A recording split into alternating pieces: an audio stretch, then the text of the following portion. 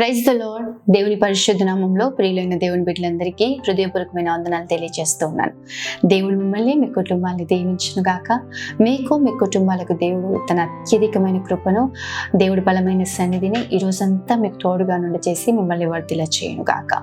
ఈరోజు పరిశుద్ధ గ్రంథంలోంచి ఎహెజ్కేలు గ్రంథం 36వ అధ్యాయము 26వ వచనం ప్రతి ఒక్కరం కూడా చదువుదాము. నూతన స్వభావము మీకు కలగ చేసేదను. ఆమేన్. నిశ్చయంగా ప్రియ దేవుని బిడ్డ, మన దేవుడు నూతన స్వభావాన్ని కలగచేసే దేవుడు. గడిచిన దినాల్లో, గడిచిన కాలంలో మనం ఎలా ఉన్నామంటే, మునుపు మనం ఎటు పడితే అటు పోయిన వారిగా, ఒక కట్టడి లేని వారిగా, ఒక న్యాయ విధి లేని వారిగా మనం జీవించాం. ఎఫెసీలకు రాసిన పత్రిక 2వ అధ్యాయము 12వ వచనం చూసినట్లయితే, ఆ కాలమందు ఇశ్రాయేలీయులతో సహపౌరులు కాక పరదేశులను, వాగ్దాన నిబంధనలు లేని పరజనులను, నిరీక్షణ లేని వారును, లోకమందు దేవుడు లేని వారునై ఉండి క్రీస్తుకు దూరస్తులై ఉంటిరని మీరు జ్ఞాపకము చేసుకుని, ఆయనను మునుపు దూరస్తులైన మీరు ఇప్పుడు క్రీస్తు యేసునందు క్రీస్తు రక్తము వలన సమీపస్తులై ఉన్నారు. ఆమేన్. మనం ఎలా ఉన్నాం? మునుపు మన జీవితం ఎలాంటిదంటే, దేవునికి దూరస్తులము. మనము ఇశ్రాయేలు ప్రజలతో సహపౌరులము కాకపోయినప్పటికీ కూడా మనము ఇశ్రాయేలు ప్రజలతో సహపౌరులము కాకపోయినా, మనము మునుపు వాగ్దానము లేని వారిగా, దేవుడు లేని వారిగా, మన ఇష్టానుసారంగా మనం జీవించాం. కానీ ఇప్పుడు మనం ఎలా ఉన్నాము అంటే, ఆయన రక్తము ద్వారా క్రీస్తునకు మనము సమీపస్తులమై ఉన్నాం. ప్రియ దేవుని బిడ్డ, దేవుని సమీపమునకు మనం తీసుకొని రాబడి ఉన్నాం. ఈరోజు నిశ్చయంగా మనం ఎలా ఉండాలి అంటే, గత జీవితం మునుపు మన జీవితం ఉన్న రీతిగా కాదు, కానీ రక్షింపబడిన మనము నూతన స్వభావాన్ని పొందుకోవాలి, నూతన అనుభవాన్ని పొందుకోవాలి. నిశ్చయంగా మనం చూస్తే కొరింథీయులకు రాసిన 2వ పత్రిక 15వ అధ్యాయం 7వ వచనం చూస్తే, కాగా ఎవడైనను క్రీస్తునందు ఉండేలా వాడు నూతన సృష్టి. ఈరోజు మనం అందరం ఎలా అంటే, క్రీస్తులో మనం ఉన్నాం, క్రీస్తుయందు మనం ఉన్నాం. కాబట్టి మనం అందరము ఎవరు అంటే నూతన సృష్టి. పాతవి గతించను, ఇదిగో సమస్తము క్రొత్తవైను. ఈరోజు రక్షింపబడ్డాను, ప్రభు బిడ్డగా నేను ఉన్నాను, బాప్తిజం పొందుకున్నాను, దేవుని సన్నిధికి నేను వెళ్తున్నాను అని అంటున్న నువ్వు ఎలా ఉండాలి అంటే, నూతన స్వభావాన్ని నువ్వు పొందుకోవాలి. నీ స్వభావం మార్చబడాలి, నీ గుణము మార్చబడాలి, నీ ప్రవర్తన మార్చబడాలి. మునుపు నువ్వు ఎలా అయితే జీవించావో అలా జీవించేవారుగా ఉండకూడదు. క్రైస్తవులుగా పిలువబడుతున్న మనము మన శరీరాల ద్వారా, మన స్వభావము ద్వారా దేవునిని మహిమపరిచే వ్యక్తులుగా మనం మార్చబడాలని ప్రభువు కోరుకుంటా ఉన్నాడు. ఈరోజు అప్పుడు నేను అలాగే జీవించాను, ఆ పాత జీవితం అలాగే ఉంది, వ్యసనాలు, అలవాట్లు, బలహీనతలు, పొరపాట్లు, ఇష్టానుసారమైన జీవితం, ఒక కట్టడి లేని జీవితం, ఒక న్యాయ విధి లేని జీవితం. అప్పుడు ఇష్టానుసారంగా జీవించాను, ఇప్పుడు ఏం మారింది? ఇప్పుడు కూడా అలాగే ఉన్నాను అంటే నీవు నూతన సృష్టిగా మార్చబడలేదు. మనందరికీ కూడా తెలుసు, అనేక మార్లు విని ఉన్నాం, గొంగళి పురుగు అంట. గొంగళి పురుగు ఎలా ఉంటది, దాని స్వభావం ఎటువంటిది అంటే, గొంగళి పురుగు నేల మీద పాకే అనుభవం. రెండోదిగా చూసినట్లయితే, గొంగళి పురుగు పంటను పాడు చేసే అనుభవం. గొంగళి పురుగు ఉన్నట్లయితే ఆ పంటకు నష్టము, ఆ రైతుకు నష్టము. గొంగళి పురుగు ద్వారా లాభం కలగదు, కానీ పంటకు నష్టము. అదే విధంగా చూసినట్లయితే గొంగళి పురుగు యొక్క ఆకారము కానీ స్వభావము కానీ ఎటువంటిది అంటే, గొంగళి పురుగు యొక్క స్వభావము ఎటువంటిది అంటే, ఎవరు కూడా ఇష్టపడని స్వభావము. గొంగళి పురుగు ఇష్టపడదు, ఎవరు కూడా దాని దగ్గరికి వెళ్ళాలన్నా, దాన్ని ముట్టుకోవాలన్నా, దాన్ని చూడాలన్నా కూడా ఇష్టపడరు.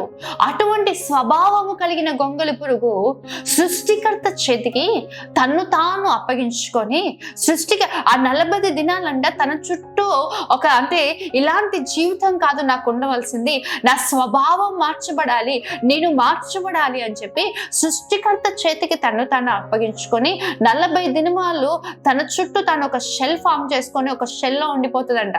ఆ షెల్లో ఉండి 40 దినాలు దేవుని చేతికి తను తాను అప్పగించుకున్న తర్వాత తన స్వభావం ఎలా మార్చబడిందంటే, గొంగళి పురుగు స్వభావం నుంచి సీతాకోక చిలుక స్వభావంలోకి వచ్చేసింది.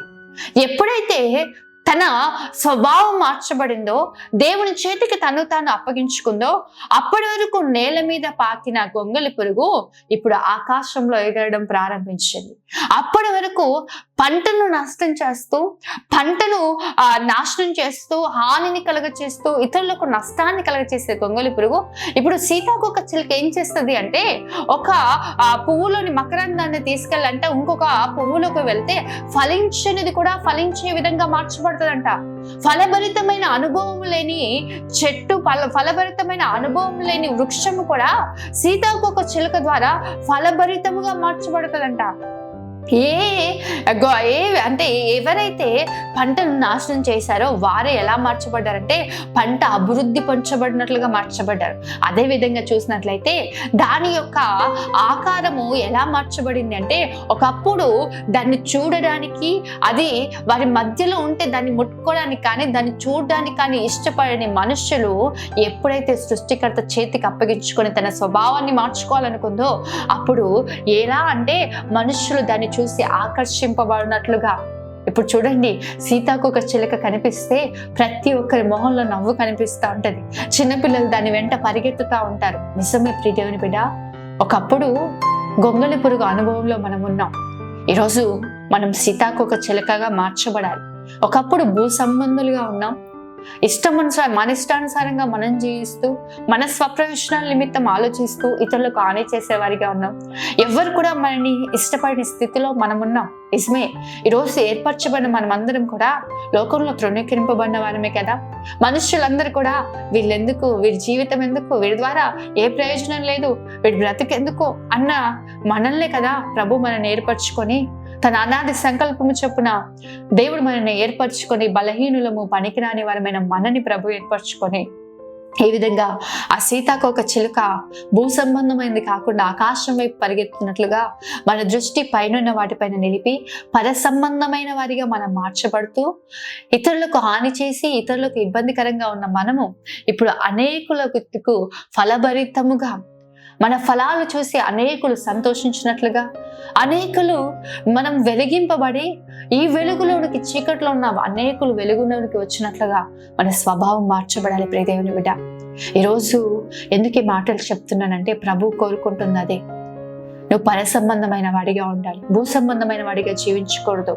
క్రీస్తుతో కూడా మీరు లేపబడిన వారైతే పైనున్న వాటినే వెతకండి. ఈరోజు మన దృష్టి, మన తలంపులు ఎప్పుడు కూడా రాబో వాటి కొరకు మనం నిరీక్షణ కలిగి ఉండాలి. పర సంబంధమైన వాటి గురించి ఆలోచించాలి. పైనున్న వాటి కొరకు నిరీక్షణ కలిగి ఉండాలి. మన జీవితం ఫలభరితంగా మార్చబడాలి. మీరు నన్ను ఏర్పరచుకోలేదు, నేనే మిమ్మల్ని ఏర్పరచుకున్నాను. మీరు ఫలించుటకును మీ ఫలం నిలిచి ఉండటానికి నేనే మిమ్మల్ని ఏర్పరచుకున్నాను అంటారు. మనం ఫలభరితమైన అనుభవంలోకి మార్చబడాలి.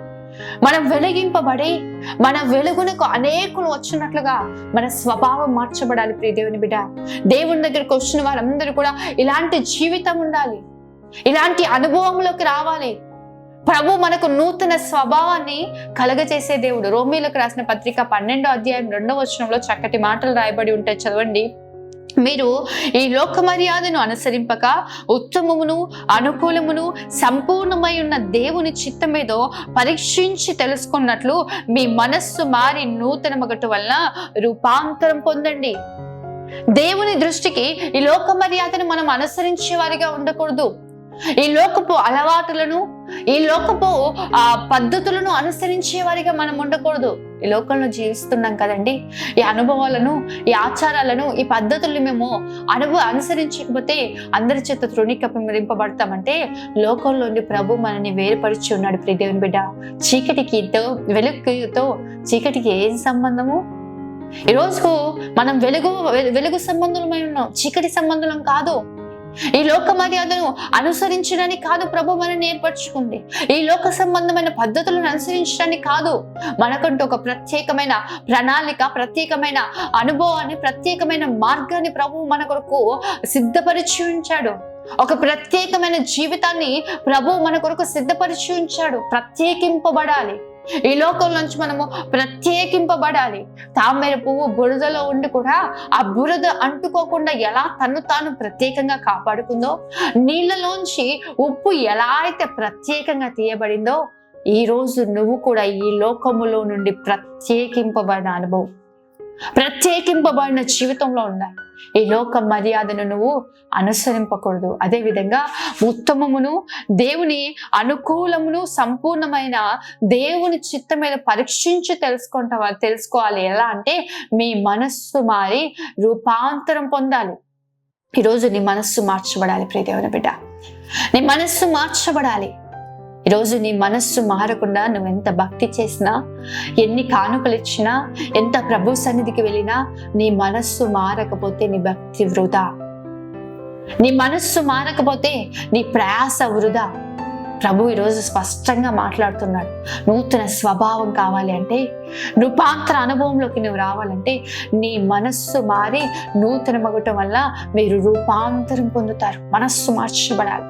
ఆ పాత జీవితము, ఆ లోక సంబంధమైన జీవితం, ఆ వ్యతిరేక సంబంధమైన జీవితం, బంధకాలు, బానిసత్వము, బలహీనతల సంబంధమైన ఆ జీవితాన్ని మనం విడిచిపెట్టి, ఆ భూ సంబంధమైన జీవితాన్ని మనం విడిచిపెట్టి పర సంబంధమైన వారిగా మనం జీవించగలగాలి. ప్రియ దేవుని బిడ్డ, తద్వారా దేవుని దృష్టికి, ఆయన దృష్టికి ఉత్తమమైనది ఏంటో, అనుకూలమైనది ఏంటో, ఆయన చిత్తం ఏంటో మనం గ్రహించగలుగుతాం. మన మనస్సు మార్చబడకుండా ఉత్తమమైనది మనం తెలుసుకోలేం. దేవునికి అనుకూలమైన మార్గంలో మనం నడిపింపబడలేము. దేవుని చిత్తం మీద గ్రహించలేము. అవన్నీ మనం తెలుసుకోవాలంటే మన మనస్సు మారి నూతన మగట వల్ల మనం రూపాంతరం పొందుతామంట. ఈరోజు ప్రభు మనతో మాట్లాడుతున్నాడు. నువ్వు ఇలా జీవించడం కాదు. ఒకవేళ రక్షింపబడిన నీవు రూపాంతర అనుభవంలో ఉన్నట్లయితే దేవునికి నిజంగా మహిమ కలుగునుగాక. నువ్వు రక్షింపబడక ముందు ఎలా అయితే ఉన్నావో ఇప్పుడు కూడా అదే జీవితం, అదే పద్ధతులు, అదే అనుభవంలో నువ్వు ఉన్నట్లయితే నువ్వు నూతన స్వభావంలోనికి రానట్లే. ప్రియ దేవుని బిడ్డ, నువ్వు భూ సంబంధమైన వ్యక్తిగా ఉన్నట్లే, ఆ గొంగలు పురుగున్న అనుభవంలో ఉన్నట్లే ఈరోజు సీతాకోక చిలుకలను మార్చబడాలి. ప్రభు నీ నుంచి కోరుకుంటుంది అదే. నువ్వు ఫలభరితంగా మార్చబడాలి. నువ్వు వెలుగులో ఉండాలి. అనేకులు చీకట్లో ఉన్న అనేకులు నీ వెలుగునకు ఆకర్షింపబడాలి. మీరు చీకట్లో నుండి తన గుణాతిశయాలను ప్రకటించట కంట వెలుగులోకి మీరు నడిపింపబడ్డారు. ఎలా అంటే రాజులైన యాజక సమూహంగా ఆశ్చర్యకరమైన తెల్ల వెలుగులోకి దేవుడు మనల్ని పిలుచుకుని ఉన్నాడు. ప్రియ దేవుని బిడ్డ, ఈరోజు వెలుగులో నడిపింపబడు. వెలుగు సంబంధమైన జీవితాన్ని కలిగి ఉండు. పర సంబంధమైన వాటి యందు దృష్టి కలిగి ఉండు. నిశ్చయంగా ప్రభు ఈ మాటల్ని మీ జీవితంలో స్థిరపరిచి ఒక నూతన స్వభావాన్ని కలగచేసి మిమ్మల్ని నడిపించును గాక. ఆమేన్. ప్రార్థన చేసుకుందాం. మహోన్నతుడు అయిన తండ్రి, సర్వశక్తిమంతుడైన దేవ, సర్వాధికారి, నీకే వందనాలు, స్తోత్రాలు ప్రభువా. ఈ ఉదయం మీరు మాతో మాట్లాడిన ప్రతి మాటల్ని బట్టి వందనాలు. నూతన స్వభావం, నిజంగా ఆ స్వభావం మేము కలిగి ఉండాలి ప్రభా.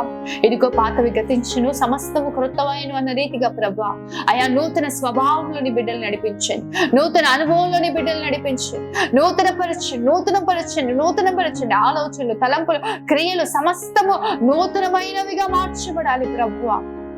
ఆ గొంగలి పురుగు వంటి అనుభవంలో మేము ఉండకూడదు. సీతాకోక చిలుకలే పర సంబంధమైన అనుభవంలో మేము ఉండాలి ప్రభువా. ఫలభరితమైన జీవితంలో ఉండాలి. ఆశ్చర్యకరమైన వెలుగులో మేము ఉండాలి ప్రభువా. అటు రీతిగా బిడ్డలను జీవించండి, కృపలు నడిపించండి, రూపాంతర అనుభవంలోకి నడిపించండి. ప్రతి ఒక్కరిని ఆశీర్వదించండి ప్రభా. ఈ మాటలు ఎంతమంది అయితే విన్నారో వారందరి జీవితాలు ఈ మాటలు మీరు ఫలభరితంగా మార్చి అయా దీవెనకరంగా మీరు నిలబెట్టబోతున్నందుకు స్తోత్రాలు ప్రభువా. సమస్త మహిమ మీకే ఆరోపిస్తూ, సమస్త ఘనత మీకే ఆరోపిస్తూ నిశ్చయంగా ప్రతి ఒక్కరిని ఆశీర్వదించమని, ఈ రోజంతా బిడ్డలకు మీరు తోడుగా ఉండి నీ సన్నిధిని తోడుగా నుండి చేయమని యేసు పరిశుద్ధ నామములో అడిగి వేడుకుంటూ ఉన్నాను తండ్రి. ఆమేన్. దేవుడు మిమ్మల్ని, మీ కుటుంబాన్ని ఆశీర్వదించి ఈ మాటలు ప్రభు మీ జీవితంలో ఫలభరితంగా మార్చును గాక. ఆమేన్. God bless you.